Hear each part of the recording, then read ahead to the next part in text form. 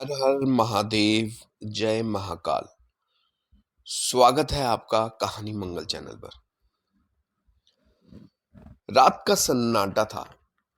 दिल्ली की गलियों में बस हवा की सरसराहट गूंज रही थी। लेकिन राजीव चौक की एक पुरानी दुकान में एक ऐसी चीज पड़ी थी जिसे पहनना मौत को अपने पैरों में बांधने जैसा था। कहते हैं कुछ जूतों में साइज नहीं, साया होता है।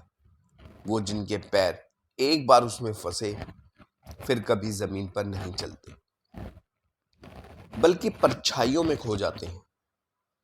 आज की कहानी एक ऐसे शख्स की है जिसने एक जोड़ी पुराने जूते को सिर्फ एक बार छुआ था और फिर हर रात किसी अनजाने कदमों की आवाज उसके पीछे चलने लगी। क्या किसी चीज का भी आत्मा हो सकता है? क्या कोई जोड़ी शूज अपने पुराने मालिक को तलाशती फिर सकती है?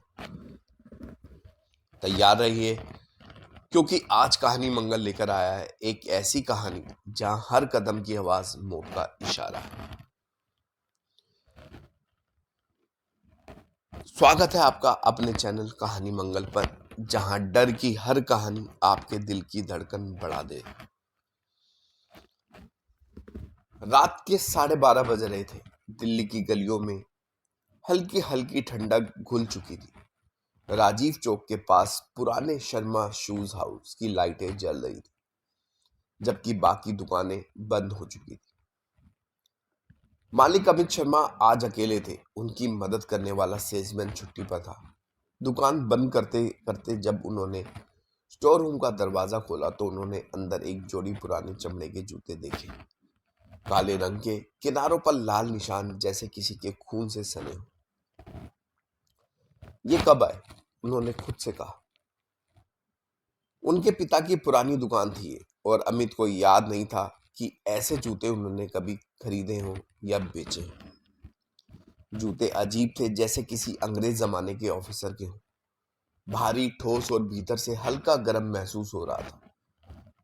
अमित ने उत्सुकता में वो जूता उठा लिया। जैसे ही उन्होंने उसे छुआ, एक हल्की सी सिसकारी की आवाज आई। अमित ने झट से हाथ खींच लिया। क्या बकवास है ये? लेकिन जब उन्होंने ध्यान से देखा तो अब जूतों से धीरे धीरे धुआं निकल रहा था। उन्होंने जल्दी से दुकान का ताला लगाया और जूते अपने बैग में डाल लिए, सोचते हुए कल इन्हें साफ कर दूंगा। घर पहुंचकर उन्होंने बैग सोफे पर रखा और टीवी ऑन किया। तभी दरवाजे पर दस्तक हुई। अमित ने दरवाजा खोला पर बाहर कोई नहीं था। वो हंस पड़े, शायद हवा होगी। लेकिन जब मुड़े तो उनकी नजर सोफे पर गई। जूते अब बैग के बाहर पड़े थे, अपने आप। धीरे धीरे एक जूता थोड़ा हिला, फिर दूसरा, और फिर दोनों जमीन पर ऐसे रखे थे जैसे कोई उनमें खड़ा हो। अमित का गला सूख गया। उन्होंने डरते हुए कहा, कौन है वहां? अगले ही पल एक परछाई दिखी, लंबी, टोपी पहनी हुई, और उसके पैर उन्हीं जूतों में थे। वो परछाई धीरे धीरे आगे बढ़ी। अमित के कानों में भारी अंग्रेजी लहजे में आवाज गूंजी। अमित ने लाइट ऑन की, पर कमरा खाली था। जूते फिर से वहीं पड़े थे। सुबह दुकान पर अमित का दोस्त निखिल आया। अमित ने सारी बात बताई। निखिल हंस पड़ा। तेरे सर पर हॉरर फिल्म चढ़ी है। अमित ने जूते दिखाए। निखिल ने उन्हें उठाकर पहन लिया। देख, कुछ नहीं होता। जैसे ही उसने जूते पहने, उसकी आंखें लाल हो गई। उसका चेहरा सख्त, ठंडा। उसने अमित की गर्दन पकड़ ली और कहा, where is my body soldier? Amit घबरा गया। उसने किसी तरह निखिल को धक्का दिया और जूते उसके पैर से निकाल दिए। निखिल बेहोश होकर गिर पड़ा। कुछ मिनट बाद जब होश आया तो उसे कुछ याद नहीं था। अमित ने तय किया कि अब इन जूतों को फेंकना ही पड़ेगा। अमित ने रात को दिल्ली के रिज रोड की सुनसान जगह पर जाकर वो जूते फेंक दिए। पर वो जब वापस लौटे, कार के पीछे से वही आवाज आई। उन्होंने शीशे में देखा पीछे की सीट पर वही जूते रखे थे। घबराकर उन्होंने कार रोकी और जूतों को फिर बाहर फेंक दिया। लेकिन इस बार जब उन्होंने पीछे देखा, जूते अब उनके पैरों में थे। अपने आप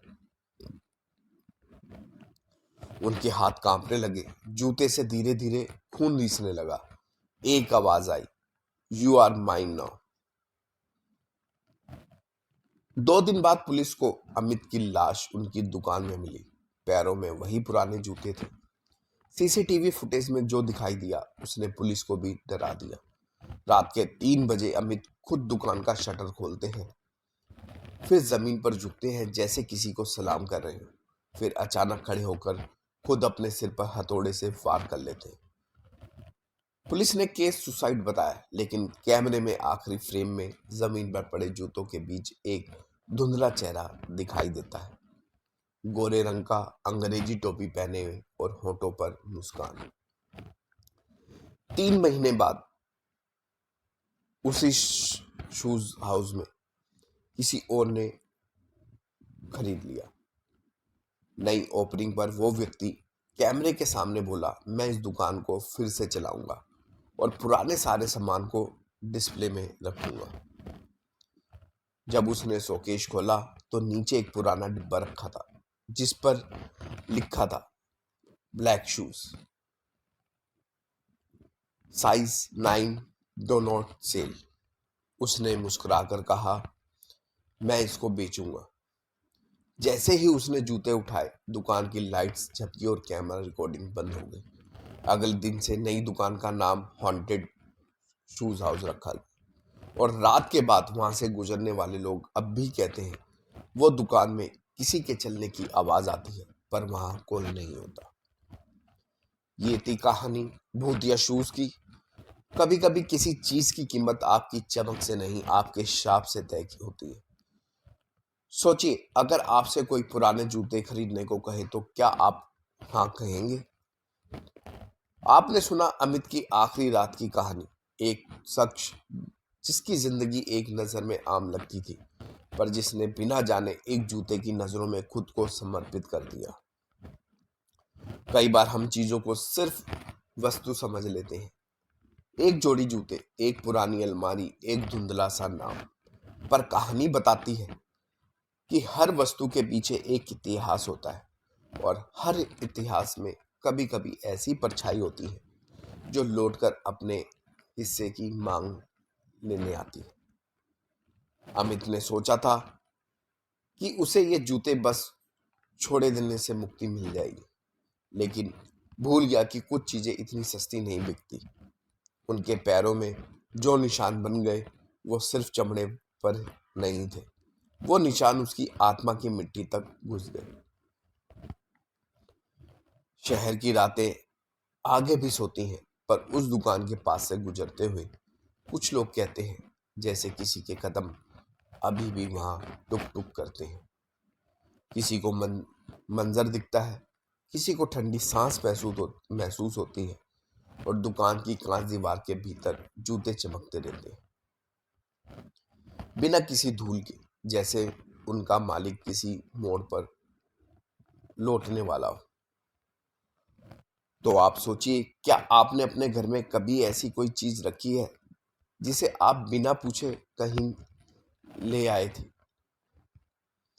क्या आपने कभी पुराने खजाने, पुराने कपड़े या किसी अनजान की चीज उठाई है?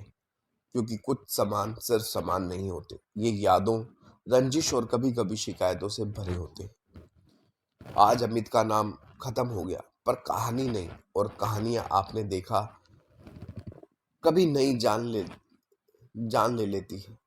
क्या आप तैयार हैं उस दिन के लिए जब आपकी सुनसान रातों में कोई अनजानी चाल आपकी खिड़की के नीचे कदम ताल करे?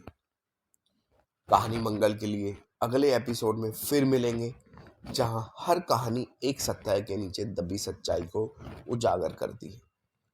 अगर आपको ये कहानी पसंद आई हो तो चैनल को सब्सक्राइब करें और कमेंट में बताइए आप में से किसने कभी किसी ऐसी चीज को अपनाया है जिसके पीछे कोई अजीब सा राज छुपा था।